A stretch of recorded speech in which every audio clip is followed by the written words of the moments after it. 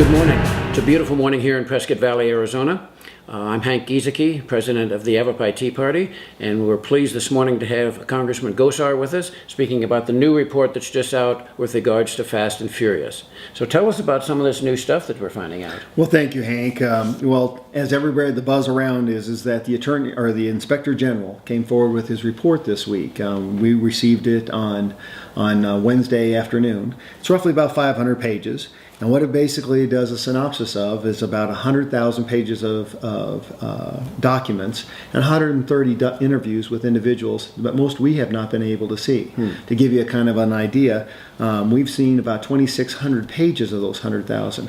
So this is a viewpoint of the Inspector General's insight into what happened Fast and Furious, and nothing more than that. Okay. All right. Is it showing us things now that we didn't realize before, even though it's been redacted to some degree? Absolutely. In fact, Main Street media has tried to say, almost as soon as the report came out, that it exonerates the Attorney General, and it really doesn't. It doesn't exonerate anybody.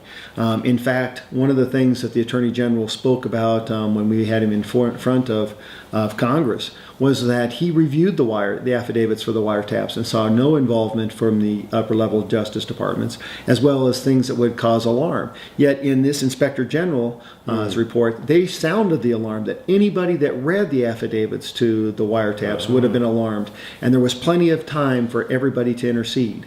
The second part is the role, and the committee picked up on it, the role of Lanny Breuer, the Assistant Attorney General of the Criminal Division. His oversight and knowledge and timeline. All of these are still in question because they don't follow protocol. Okay, all right. And you were mentioning too that there's some difference in the timelines on these things? Absolutely. It still does not, even the Inspector General said it doesn't seem to impugn or implicate the Attorney General. However, timelines are off. When we saw the Attorney General in May of last year, he said he knew about Fast and Furious maybe a couple weeks earlier. And then the President's Univision video came forward that showed it in February. And then we find out in question about Brian Terry and his death, and the very next day, the Attorney General asks for and emails 3 individuals for dictations about what happened, how this happened. And we know protocol. On our committee we have Trey Gowdy, who is a prosecutor for ATF. Okay. We also have Congressman Meehan, who was a former U.S. attorney. And when something happens of that magnitude, there is a full discussion. There's a forensic cut down of every possible aspect. Okay. So this didn't go unabated. Yeah. But the second part that I also brought in my testimony is that in January of last year, the end of January last year, Congressman Giffords was shot, and everybody was making questions instantaneously if one of these guns was used. So there's problems with the timeline, and when we have an Attorney General that won't comply with the oversight of Congress, we got a problem. Absolutely. And this is what's showing up here on this aspect. Okay. What will kind of be the next step in terms of what happens now that this is out? Well, we had a committee hearing, and we actually interviewed the Inspector General. There's a number of questions that will be submitted for the record that he has to go back and answer, and he's going to continue his onslaught of review. There's a number of things. A couple of questions that I had is that once again I chimed in with Lanny Breuer. Lanny Breuer knew much earlier than this. For example, is that they tried this report correlates Operation Wide Receiver that was under the Bush administration, much smaller but working with Mexico, and ended in 2007 with Fast and Furious. So they tried to dilute it. Lanny Breuer actually opens and investigates Operation Wide Receiver in 2007. So he sends somebody to open back up, and he knows the frank failure of it, and yet still allows it to go forward.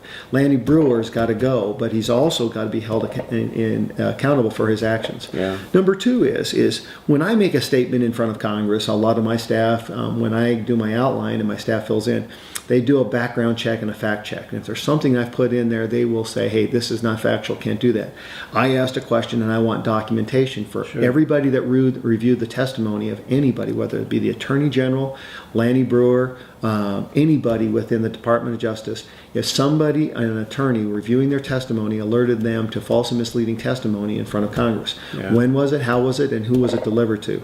I want that dictation, and I will be submitting those questions to the Inspector General for further review. Absolutely.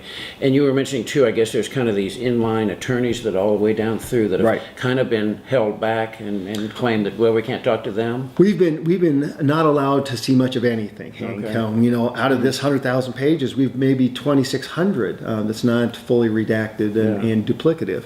We've barely haven't seen many of the witnesses of the inline attorneys.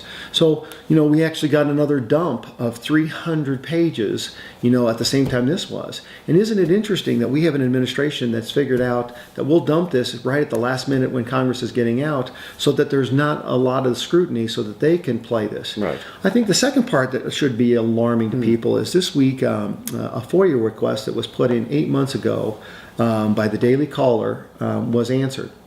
And basically it shows that the Department of Justice was pre-leaking information to a company or a nonprofit called Media Matters. Okay. And they were telling them how to twist the information in front of the spotlight, in front of the news agencies, in front of the public. Yeah. This is an outrage. Yeah, This is an absolutely. absolute outrage. Yeah. There should be an investigation into Media Matters and to the association with the Department of Justice.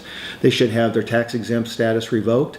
We need to have a full a full oversight and accountability of this egregious action of the Department of Justice. Yeah, because it's obviously purposeful. I mean, obviously something's going on here. I mean, people don't go to this trouble if there isn't some, if there's a lot of smoke, there's some fire. Absolutely. Kind of thing. And Hank, look what we'd have to. I was on Geraldo Rivera yesterday on his radio Okay. show, and he tried to say, that this is the first black attorney general in America, and this looks like a black. It has nothing to do with race. This has to do with the consequences of law, because once somebody excuses themselves from scrutiny of the law, we've now lost our country. Sure. Because justice is nothing is she's blindfolded. She's holding a set of scales. Exactly. She's weighing the information, and we need to have that access. We're an equal branch of government to have our oversight.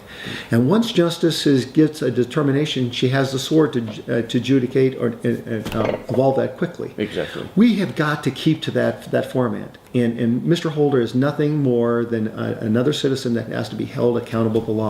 In fact, even higher scrutiny to the law, because he's in charge and he's a steward of our Constitution. Absolutely. Well, and to my mind, it has a bigger implication. It's no wonder that the people have losing confidence in the government in general, because we see here's the Justice Department that's supposed to be, the watcher of all these kind of things, doing things that it shouldn't. I mean, so it's absolutely they should hits be at the basic fabric of our country. It is. The Justice Department should be upholding the rule of law that's on the books. If you don't like that law, change the law. Right. But this Attorney General has picked and choose winners, just like the administration. Yeah. And it's been interesting, the symbiotic relationship they've worked. We've never seen this before. This is a total violation and should be an outrage to the American citizen. And we need to make some changes. Absolutely. Absolutely. Good. What'll be the next step now in terms of this? Will the committee meet again, or? We will. The problem is that we're off until the lame duck. So a lot of us are going to be digesting this. We hopefully will get more information. Congressman Issa always has tricks up his sleeve, so you never know. But this is a full review. We barely got a chance to do speed reading on this. All of us spent the midnight hours to try to read this and get our questions. But there's so much more, and that's why I brought this back. So I could go back through that with a fine-tooth comb, and we're happy to share it with anybody. Good. Well, we appreciate all that you're doing. Thanks Thank you very much, Andy. Yeah, Thank you. Appreciate it.